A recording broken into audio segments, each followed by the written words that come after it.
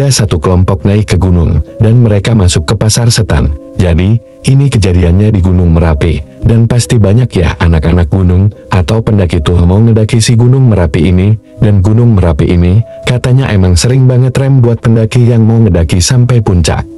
Tapi ternyata mungkin kalian juga tahu, si Gunung Merapi ini, banyak banget kisah mistisnya. Backstory sedikit, salah satu cerita yang paling terkenal adanya keberadaan Pasar Bubrah. Itu nama pasarnya, Pasar Setan di situ, yang mana Pasar Setan ini sarangnya bangsa lembut. Nah, menurut cerita yang beredar, Pasar Bubrah selalu ramai aktivitas jual beli gitu, tapi pas sore, sampai menjelang pagi siangnya lokasi ini tuh biasa aja. Bahkan Pasar Bubrah ini sering dipakai buat para pendaki mendirikan tenda.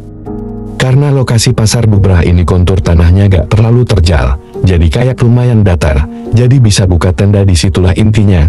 Nah, banyak kesaksian dari para pendaki yang emang ngalamin kejadian gak masuk akal di Pasar Bubrah ini. Salah satunya, ada satu grup pecinta alam. Nah, yang mana mereka berlima ngedaki Gunung Merapi ini, dan beberapa anggota dari 5 orang ini ada yang percaya tentang mitos Pasar Setan ini, tapi ada juga yang gak percaya, jadi ya setengah-setengah lah. Nah, tapi percaya gak percaya, salah satu dari mereka bilang tentang hal mistis ini, kita waspada ajalah ini gitu.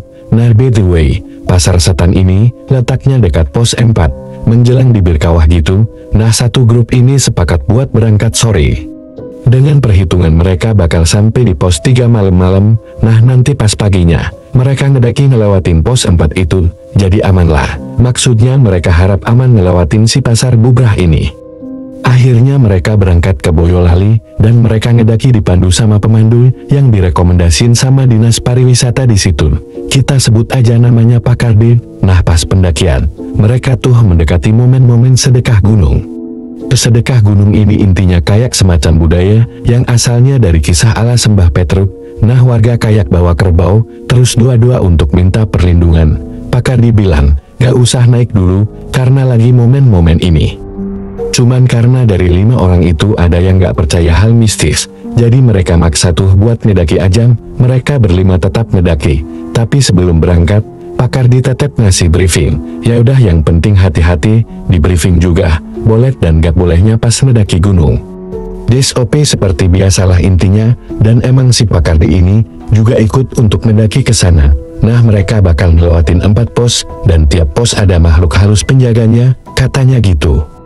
Nah, makhluk halus ini selalu ngawasin para pendaki, biar kalau misalkan emang ada yang macem-macem, atau ada yang ngelakuin larangan-larangannya, mereka pasti kenal lah sama si penjaga-penjaga ini. Pak Kardi juga intinya ngingetin berkali-kali, jangan sampai melanggar larangan-larangan yang gak tertulis. Mungkin ada larangan tertulis kayak formal-formal, jangan buang sampah sembarangan, jangan buang air sembarangan, ngomongin juga, jangan kotor. Tapi sebagaimana kita tahu juga, tiap gunung punya aturannya sendiri, masing-masing gunung beda. Nah, Pak Kardi bilang, jangan sampai ngelakuin hal-hal yang dilarang di Gunung Merapi ini, khususnya, intinya selesai salat maghrib, mereka mulailah ngedaki Gunung Merapi ini, semakin ke atas. Semakin ke atas, udahlah semakin dingin gitu, suasananya juga makin mencekam, apalagi pas mereka udah ngelewatin pos 3. Nah, di situ mereka ngeliat, ada satu pohon ninjo, tapi intinya, ini pohon ada buahnya juga. Di situ udah dikasih tahu sama Pak Kardi, jangan makan si buah ninjo, itu larangan dari Pak Kardi. Nah, cuma salah satu orang dari anggota kelompok ini gak percaya hal mistis, jadi kayak dia malah nantangin. Malah diambil tuh buah ninjo, dimakan sama dia. Kita sebut aja yang makan namanya Yosa. Si Yosa makan buah ninjo, terus karena emang rasanya gak kenat, setelah dia makan dikit, langsung dimuntahin sama Yosa. Gak lama, Yosa tiba-tiba duduk, terus yang lain bingung dong, nih kenapa orang duduk gitu kan? Dan si Yosa ini kayak megangin perutnya, kayak mungkin di perutnya ada yang sakit. Atau dia salah makan, atau apa, tapi menurut Pak Kardi, kayaknya itu salah satu efek makan buah ninjo itu. Nah, gara-gara hal itu, mereka akhirnya mutusin buat, ya udah kita berhenti dulu der, istirahat dulu, biar Yosa tuh enakan dulu. Terus nanti mereka lanjutin lagi ngedakinya. Ya udah, akhirnya mereka cari tempat buat istirahat dekat situ, dan si Yosa ini dituntun sama 2 anggota lainnya. Sampai udah kayang, lewat tengah malam, mereka udah ngelewatin Batu Gajah Mungkur, yang berarti, ini udah deket nih. Sebenarnya sama tempat yang disebut Pasar Setan itu, si Pasar Bubrah. Mereka mutusin buat bangun tenda di situ, istirahat, maksudnya tuh biar pas nanti lewatin Pasar Setan, di pagi harinya aja, biar lebih aman kan. Di situ kondisinya, kabut belerang makin tebel, dan di tengah-tengah malam itu, kedengeran suara-suara kayak lagi ada di pasar malam. Sayup-sayup orang ngobrol, tapi sebenarnya, kalau dilihat, di situ, gak ada orang sama sekali, gak kelihatan apa-apa, cuma suara-suaranya aja, dan emang cuma ada grup mereka, di daerah situ. Mungkin yang pendaki-pendaki lain ada di daerah lain, cuma intinya gak kelihatan lah sama mereka. Tiba-tiba, ada suara gamelan-gamelan, dan abis itu, ada 2 orang anggota di dalam si grup ini, itu teriak-teriak, sambil nunjuk-nunjuk ke arah depan, tapi gak tahu maksudnya apa. Nah di situ, Kardi inisiatif, ngajak semuanya buat duduk dan berdoa aja. Di situ kondisinya, kabut belerang makin bikin sesek, dan makin dingin suasananya. Terus tiba-tiba, ada salah satu anggota, kita sebut aja namanya Adi, dia badannya kayak melayang gitu. Melayang aja tiba-tiba, dan gak tahu gimana, tapi tiba-tiba, si Adi ini, udah ada di tengah-tengah pasar, yang penuh banget sama orang, dan banyak banget orang di sana. Cuma anehnya, gak ada seorang pun yang bersuara, jadi kayak cuman ada gerakan-gerakan doang gitu. Nah Adi ngeliat, di sekelilingnya dia, banyak ada yang jualan, dan salah satunya, ada penjual pisang di situ. Adi ngerasa, si penjual pisang ini, manggil-manggil Adi dari jauh, tapi gak pakai suara sama sekali. Cuma Adi pun ngerasa kalau, kayaknya dia pengen buat disamperin gitu, dan si Adi tuh ngerasa, kayaknya pengen nyamperin si penjual ini deh. Entah kenapa gitu, badannya ngerasa ngajak dia aja. Dia samperlah, si penjual ini, dia beli, dan gak ngomong apa-apa, entah kenapa, kayak dia beli aja gitu.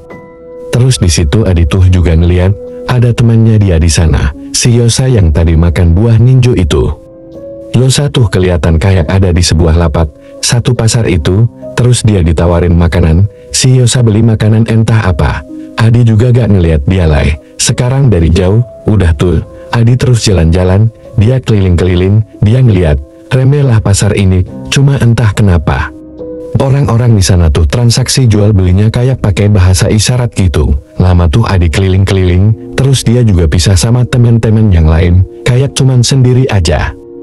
Nah gak lama, Adi ini ngeliat, dari kejauhan, kayak ada kereta kencana gitu, jadi kayak ada kuda, terus ada yang ngendarain, di belakangnya kayak ada kereta kencana gitu, dan yang ngendarain sosok orang tua, pakai jubah, dan berjenggot. Tiba-tiba dia masuk ke dalam pasar itu. Dan pas sampai di depan Ade, ternyata sosok ini di dalam jubahnya, itu dia kayak pakai seragam abdi keraton gitu. Dan dia ngebawa Ade masuk ke dalam kereta yang di belakangnya dia ini, si kereta kencana itu. Udah tuh, Ade masuk ke dalam, dan ternyata di dalam si kereta ini, udah ada 3 teman Ade yang lain, jadikan dia berlima. Nah 3 teman Ade yang lain itu udah ada di dalam kereta itu. Tiba-tiba, Ade bingung dong, kenapa bisa teman-temannya di situ? Dan makin bingungnya lagi, mereka berempat. Itu dibawa keluar pasar, sampai ke satu gubuk kecil gitu, dan di dalam gubuk ini, mereka tuh dikelilingin sama sosok-sosok manusia, tapi mukanya pucat semua, mereka pucat, bukan orang sehat gitu. Adi ini makin ngerasa aneh, dia sadar udah masuk ke dalam dunia para makhluk halus nih, harus keluar dari sini. Akhirnya Ade dan teman-temannya tuh lari, mereka kabur keluar dari gubuk itu, mereka lari kencang banget. Sampai mereka dikejar sama penduduk-penduduk yang mukanya pucat itu. Dikejar jadi kayak zombie apokalips gitu, dan di tengah kepanikan itu, Adi baca doa, dia baca ayat-ayat Al-Quran, buat ngusir setan. Sampai Adi teriak Allahu Akbar 3 kali, dan abis itu tiba-tiba Adi pingsan gitu aja.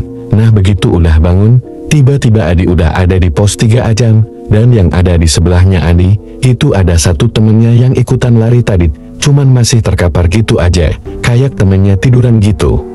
Sedangkan Adi udah bangun nih, dan di sekeliling Adi, dia ngeliat ada Pak Kardi, dan beberapa tim SAR ada di sekitar dia situ. Adi nanya ke Pak Kardi, Pak teman-teman saya lain di mana? Pak Kardi bilang, 2 teman kamu yang lain ditemuin, ada di bawah bibir kawah. Tiba-tiba aja kayak beda tempat, jauh banget itu, dan Pak Kardi bilang, kalau kita terlambat dikit aja, dan gak tahu temen kamu nasibnya gimana. Sedangkan si Yosa itu hilang, masih belum ketemu. Mungkin, karena dia makan buah ninju itu kan dia.